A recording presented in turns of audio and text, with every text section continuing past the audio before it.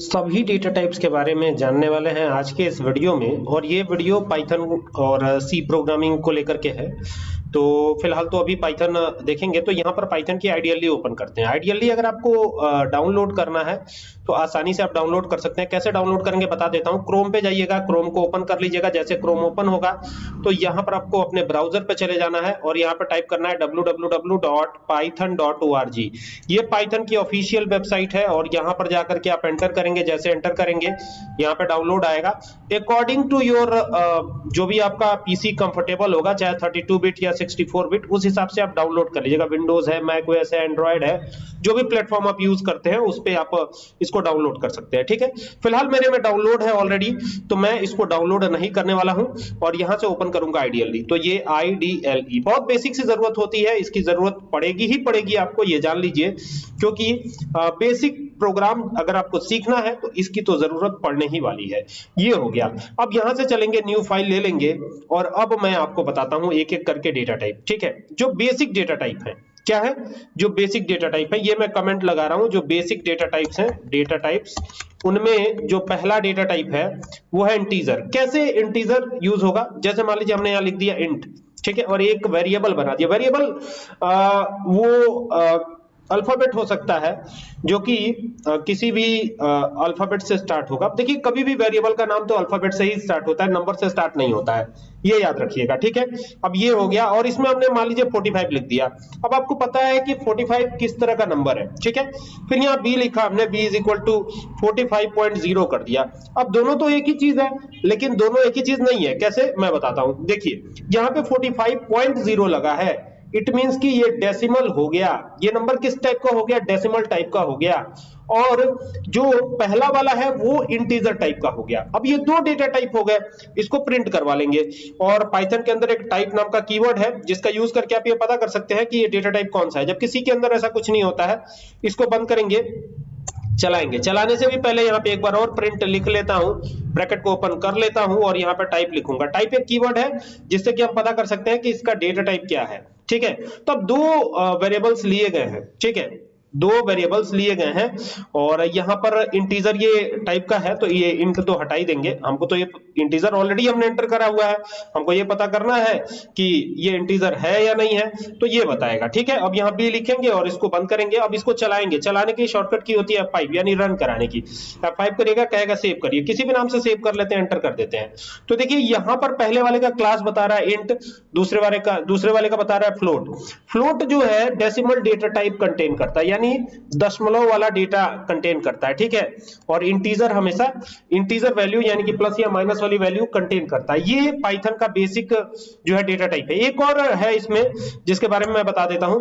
जैसे मान लीजिए यहां पर मैंने लिख लिया नेम, NAME, ये भी एक तरह का वेरिएबल ही है और इसमें मैंने लिख दिया पाइथन, ये लिख दिया पाइथन, और पाइथन को डबल इन्वर्टेड कॉमा में लिखा। आप चाहे तो इसको सिंगल इन्वर्टेड कॉमा में भी लिख सकते हैं। सी से काफी ज्यादा आसान है, काफी ज्यादा सिंपल है। ठीक है, ये बेसिक डेटा टाइप बता रहा हूं, ध्यान दीजिएगा। अब यहां पर अगर मैं प्रिंट करवा लूं, ये देखिए, ये मैं प्रिंट करवा रहा हूं टाइप ऑफ क्या, टाइप ऑफ नेम। तो यहाँ पे नेम का जो डेटा टाइप होगा, नेम के अंदर पाइथन स्टोर है और पाइथन तो सेट ऑफ कैरेक्टर्स है ना, एक कैरेक्टर तो है नहीं, सेट ऑफ कैरेक्टर्स है। और ये डबल इन्वर्टेड कॉमा में लिखा है, या तो सिंगल इन्वर्टेड कॉमा में हो या तो डबल इन्वर्टेड कॉमा में हो, दोनों ही कंडीशन में ये कौन सा डेटा टाइप होगा, स्ट्रिंग होगा। तो एक बार इसको चलाते हैं, F5 प्रेस करते हैं। अगर आप F5 नहीं प्रेस करना चाहते तो यहां से जाकर रन करवा सकते हैं, सीधा ये रन करवा देंगे तो ये रन हो जाएगा। और रन जैसे ही होगा, देखिए ये बता रहा है str टाइप। str का मतलब होता है स्ट्रिंग, तो ये स्ट्रिंग टाइप का डेटा टाइप है। एक और डेटा टाइप है पाइथन में, मैं वो भी दिखाता हूं आपको। यहां पर आते हैं और यहां पर अब मैं LST नाम से एक लिस्ट बना रहा हूं। ये लिस्ट डेटा टाइप है, LST जो है लिस्ट डेटा टाइप है। और यहाँ पे कुछ जो है प्रोग्रामिंग लैंग्वेजेस के नाम लिख रहा हूँ। जैसे पाइथन लिख दिया हमने, फिर यहाँ पे जावा लिख दिया। अभी सी भी हम लोग कंटिन्यूअस वे में पढ़ रहे हैं तो सी का भी नाम यहाँ पे ले ही लेता हूं मैं। फिर C++ इसी से डेरिवेट होकर बनी है तो ये भी मैं लिख देता हूं। तो यहाँ पे कुछ प्रोग्रामिंग लैंग्वेजेस के नाम लिख दिए हैं, जिसको कि ये फर्स्ट नहीं है, ये 1ST नहीं लिखा है, फर्स्ट नहीं लिखा है, ये LST लिखा है, स्मॉल में L है, ये ध्यान दीजिएगा। यहां पे लिखेंगे प्रिंट, ब्रैकेट को ओपन करेंगे और ओपन करने के बाद टाइप ऑफ क्या करेंगे, टाइप ऑफ LST, ठीक है। तो ये LST हो गया, दोनों को बंद करेंगे और फिर यहां से चला देते हैं, 5 कर देते हैं। अभी ये बता देगा कि ये कौन सा डेटा टाइप है। तो देखिए ये बता रहा है कि लिस्ट डेटा टाइप है, इट मींस कि ये लिस्ट ही है, नो डाउट अबाउट दिस कि ये लिस्ट ही है, ठीक है। तो ये हो गया लिस्ट डेटा टाइप, ठीक है। और एक और डेटा टाइप है जिसके बारे में और देख लेते हैं, नीचे आते हैं, यहां पे मैं बनाता हूं TUP1। TUP1, अब ये कौन सा डेटा टाइप है? TUP1। TUP1 जो है ये वेरिएबल का नाम है। देखिए वेरिएबल का नाम कभी भी नंबर से नहीं स्टार्ट होगा, लास्ट में नंबर आ सकता है, बीच में नंबर आ सकता है, लेकिन नंबर से स्टार्ट नहीं होगा, ये ध्यान दीजिएगा, ठीक है। अब ये स्मॉल ब्रैकेट के अंदर लिखा जाता है। अब ये क्या है? यही टपल डेटा टाइप है। तो यहां पर क्या कर रहा हूं ना, कुछ स्प्रेडशीट्स के नाम लिख रहा हूं, जैसे एक्सेल हो गया, यहां पे ओपन ऑफिस कैल्क, कैल्क भी एक तरह का स्प्रेडशीट है, ठीक है। और कैल्क लिखेंगे यहाँ पे CALC, ये हो गया कैल्क, फिर कॉमा लगाएंगे। फिर अगला जो स्प्रेडशीट आएगा, जैसे गूगल शीट आता है, तो ये गूगल शीट्स कर देते हैं, गूगल शीट्स, ठीक है। ये हो गया गूगल शीट्स, और इसको भी डबल इंटरेड कॉमा में रखेंगे। देखिए सिंगल इंटरेड कॉमा यूज कर रहे हैं तो सिर्फ सिंगल इंटरेड कॉमा ही यूज कीजिएगा, और डबल इंटरेड कॉमा यूज कर रहे हैं तो सिर्फ डबल इंटरेड कॉमा ही यूज कीजिएगा, ठीक है। इसके साथ ये भी बता देता हूं कि ये जो है ना इम्यूटेबल होता है, इम्यूटेबल। अब ये इम्यूटेबल क्या चीज होती है अभी आपको समझ में आएगा। ये म्यूटेबल होता है, ये ध्यान दीजिएगा, ये क्या होता है? ये होता है म्यूटेबल, MUTABLE, म्यूटेबल, ठीक है। और ये देखिएगा, ये स्ट्रिंग जो है ये भी इम्यूटेबल होता है, मतलब आपने राम लिख दिया तो राम का मतलब श्याम थोड़ी ना हो जाएगा, ठीक है। तो ये भी क्या होता है? इम्यूटेबल होता है, IMMU, इस तरीके से इम्यूटेबल, इम्यूटेबल, TABLE, ठीक है। तो ये हो गया इम्यूटेबल, ये इम्यूटेबल लिखेंगे, इम्यूटेबल, ठीक है, ई कर देते हैं लास्ट में। तो ये इम्यूटेबल हो गया, समझ गए। तो ये भी इम्यूटेबल होता है। इंटीजर तो ऑलरेडी जो है, इंटीजर तो कभी भी जो है यही रहेगा, ठीक है। तो सारी बातें समझ में आ गई होंगी। अब इसमें देखिए यहां पर ये जो बनाया ना, ये टपल डेटा टाइप है। कौन सा डेटा टाइप है? टपल, या कई बार इसको टुपल भी बोला जाता है, टुपल, ठीक है।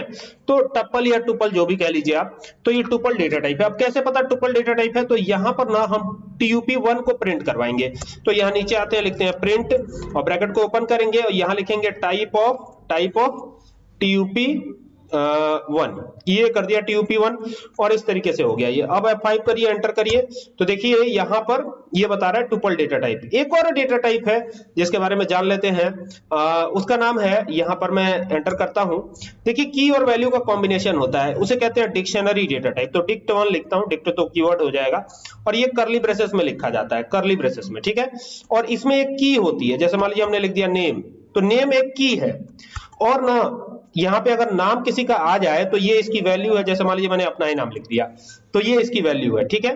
फिर कॉमा लगाएंगे, फिर यहां पर डबल इनवर्टेड कॉमा क्या रहेगा? एज, तो यहां पे एज कर दिया हमने, और एज भी क्या है? की है, यानी ये डुप्लीकेट नहीं हो सकती, जबकि वैल्यू क्या हो सकती है? डुप्लीकेट हो सकती है, ठीक है।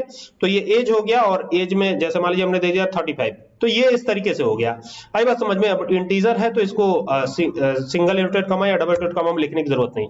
ये हो गया प्रिंट, और टाइप ऑफ, अब ये लिखा टाइप, और टाइप ऑफ क्या करेंगे? dict1, DICT1, यही है ना, इसी नाम से तो बनाया है, तो यही लिख दिया हमने। और इसको अब चलाते हैं, पाइप करते हैं, देखते हैं क्या होता है। ये चला दिया हमने, तो देखिए ये बता रहा है डिक्शनरी डेटा टाइप। ये डिक्ट का मतलब है डिक्शनरी डेटा टाइप, बाकी ये tuple, list, string, float, integer आप देख सकते हैं, ये बता ही रहा है, ठीक है। एक और डेटा टाइप देखेंगे, यानी कि जो लास्ट डेटा टाइप है इसका, वो भी देख लेते हैं हम। इसका नाम है सेट। क्या नाम है? सेट। तो मैं यहाँ set1 कर देता हूँ, सेट नहीं लिखेंगे, ऑब्वियस सी बात है कि कीवर्ड हो जाएगा, और ये भी कर्ली ब्रेसेस में ही लिखा जाता है, लेकिन इसमें कोई की वैल्यू नहीं होती है, सिंपल। जैसे मान लीजिए मैंने राम लिख दिया, फिर यहाँ पे लिख दिया श्याम।